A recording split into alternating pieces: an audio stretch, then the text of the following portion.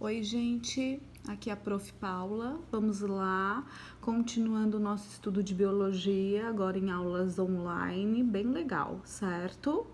Continuando o nosso conteúdo sobre bioquímica, o estudo das substâncias orgânicas e inorgânicas, tá? Já vimos carboidratos, agora vamos estudar lipídios, certo? Então vamos lá. Lipídios, gente, são moléculas consideradas apolar. O que quer dizer apolar? Quer dizer que são insolúveis em água. Quando nós estudamos água, nós vimos que águas são moléculas polares, têm a capacidade de dissolver a maioria das substâncias, mas não lipídios. Por exemplo, óleo, gorduras, tá? Então, lipídios são moléculas apolares.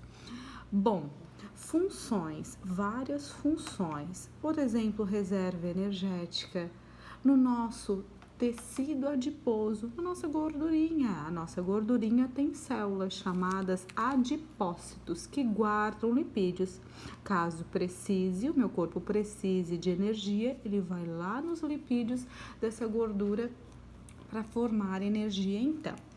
Nossa membrana plasmática, aquela membrana que envolve a célula, também tem itens aqui de lipídios, moléculas de lipídios. É precursor de hormônios, precursor, ajuda a formar hormônios, por exemplo, os hormônios sexuais masculino e feminino e por aí vai, tá?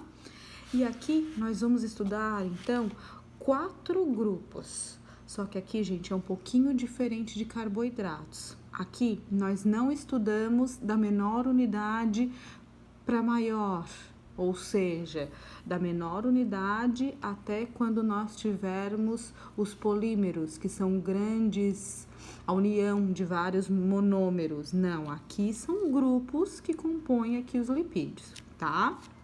Então, gorduras e óleos, fosfolipídios, cerídeos e os tais esteroides, certo? Vamos começar então por gorduras e óleos.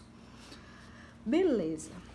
Função, reserva energética. Aí agora nós falamos reserva energética em nós, nos animais, que são as gorduras, e reserva energética nos vegetais, que são os óleos. Então eu preciso que vocês tenham essa distinção aqui, tá? Nós guardamos esses lipídios no nosso tecido adiposo, os nossos adipócitos, nas nossas gordurinhas, tá? E os vegetais, eles guardam, então, na forma de óleos, por exemplo, em sementes. Bom, essa imagem aqui, gente, é para mostrar para vocês a complexidade dessas moléculas, desses lipídios, tá? Quando a gente fala em gorduras, nós falamos dos tais triglicerídeos. Por quê? Porque as menores unidades dos carboidratos são os ácidos graxos e o glicerol. Nós vimos que em carboidratos a menor unidade era os monossacarídeos. Aqui, as menores unidades são os ácidos graxos e o glicerol. Tá? E quando a gente fala triglicerídeo, então, é a união dessas várias moléculas formando, então, esses lipídios com essas estruturas aqui, tá?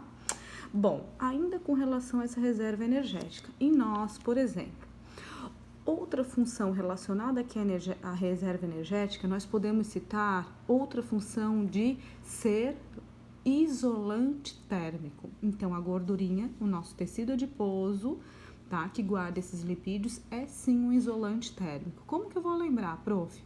Sabe aqueles animais do Polo Sul e do Polo Norte? Eles têm uma espessa camada de tecido adiposo para protegê-los contra o frio.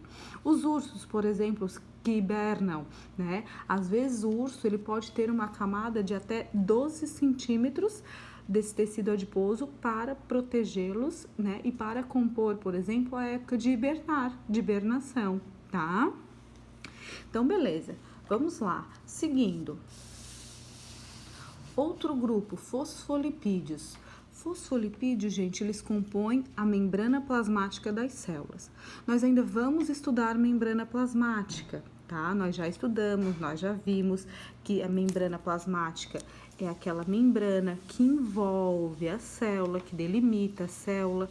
Se eu pegar uma parte dessa membrana e ampliar, eu vou ter essa conformação aqui, ó.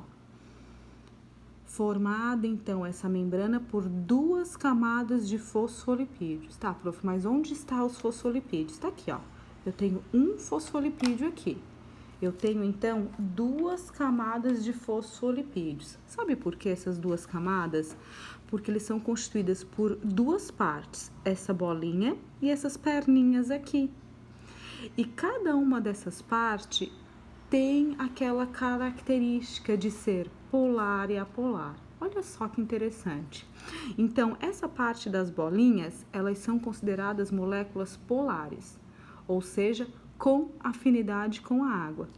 E essas perninhas aqui, elas são consideradas moléculas apolares, não têm afinidade com a água. Então, o que quer dizer? Quer dizer que tem que ser 2 moléculas, umas viradas para as outras, que nem aqui, ó. Uma viradas para as outras, porque aqui não vai ter contato com a água. Por isso, essa parte apolar, ou seja, também chamada hidrofóbica, fobia, aversão à água. Então, essas 2 moléculas, umas viradas para as outras.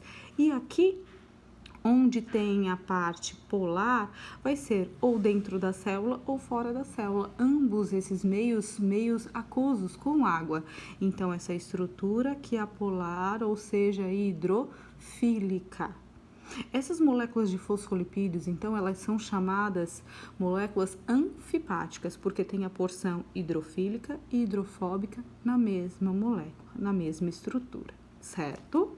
Seguindo, cerídeos, outro grupo de lipídios. Um exemplo, gente, são cerídeos, a questão em cima das folhas.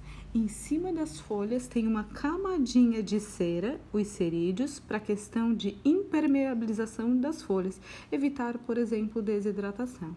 A planta, a prof já falou várias vezes isso para vocês, a planta ela não tem pernas para sair do sol e ir para a sombra. Então, ela tem que ter mecanismos para se proteger contra a desidratação.